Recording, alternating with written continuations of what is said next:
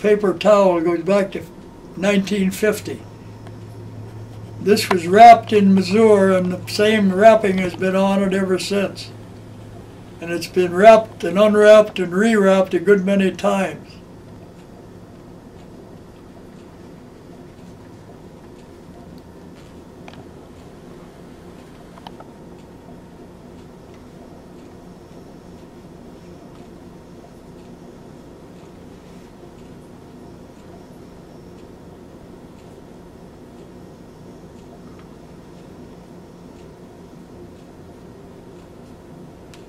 Chris, I want you to feel how cool this is in this warm room.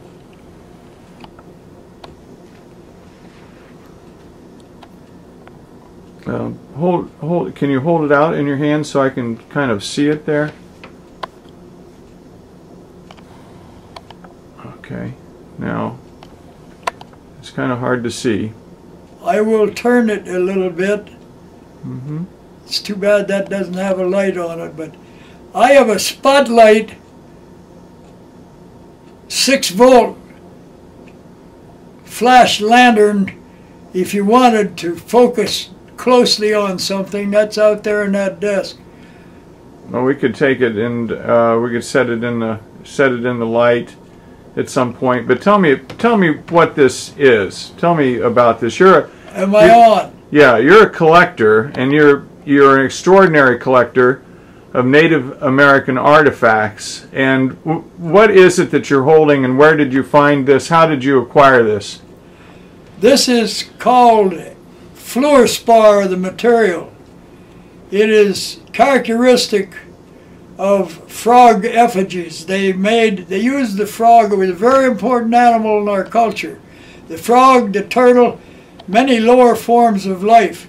This is called fluorspar, or fluorite is another name for it.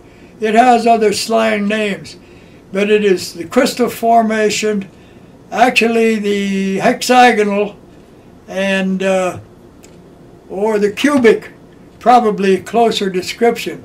It has fractures through it. If it was bumped hard and it separated, you could never restore it. It'd be very difficult. It is actually, these connections are held together by vacuum. Now, where did you find this? This came from near Kaskaskia Island in between Illinois and Missouri. Near a group of mounds at St. Genevieve, Missouri, roughly 20-25 miles south of St. Louis. A tremendously important area. The Kaskaskia peoples at one time were very numerous.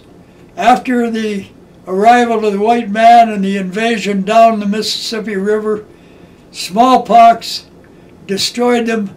They reduced from possibly 50,000 to around 500. They went up and joined with the peoples of Illinois, Indiana, northern area near Chicago, north of St. Louis, and they were more or less adopted into that culture, and they disappeared. Kaskaskia Island became a ghost area. What took you there? What took you there? I was working for an oil company, a major one. Well, their name escapes me right now. They're more or less related to Esso Standard Oil. I built a large cluster of storage tanks, some with mechanical function, the roof raised up and down on the pressure. They were conservation type vessels. I was with Graver Tank and Manufacturing Company at that time. Now, did you go out in the evening and go prospecting for artifacts? This was on my weekend off.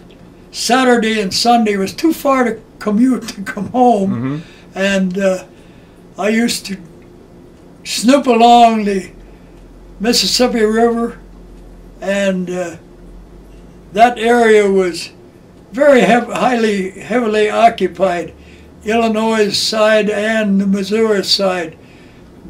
Number of mounds, and I heard of that mound group. People would see me in a field and later recognize me. Hey, I saw you in a field. What were you doing? You explained to them, hey, have you ever been to Kaskaskia? Do you know the mound group at St. Genevieve? No, but I discovered them. Mm-hmm. I was like a weasel. I'll snoop and find something that I want one way or another. You can do it by asking questions. Now I recall you saying something about you came upon a mound that had been partially dug into. No, it had been invaded. Invaded. By a very careless dig. It was cold in November, late November, and the day was ending. I was a little cold, and I started back toward where my car was parked and walked close to this mound. There was considerable tree growth on the mound because it hadn't been disturbed and the trees grew. But we call them pot hunters or potholers. Had curiosity about the mound. I would say 12 feet up the mound. The mound was roughly 30 feet, I believe, in height as an estimate, and probably 45 feet in diameter. There was a hole dug, and I looked, and there were considerable clods of the sandy, clay-bearing clumps that had rolled down from what appeared to be where they were digging. What they found, no one will ever know. But I looked down and I saw a very small portion of this frog effigy protruding from a clod, and at first I thought it was sun-stained, my first thought, sun-stained glass, which will turn lavender. I could see the lavender color even in the dying light of the day. I knelt down and I immediately, that's not glass, the finish of it, it's fluorspar, and typical of some beads, gorgets, pendants that I have seen. And when it was frozen in the clod, but I carefully removed it. I still have that tool in my pocket. Since 1950, I always carry it, and removed what clay I could. Then later I recognized it and exposed the frog features. I wish we could get a close-up of it. Well, we'll have to put that on a table somewhere with better lighting. I can only get so much of it at this point, but we'll do that right after this segment. And so you cleaned it up, and you knew you had a really good piece of Native American culture. It is a very valuable piece. I will not even mention what value what it's been evaluated at. That's unimportant. But it is a valuable piece.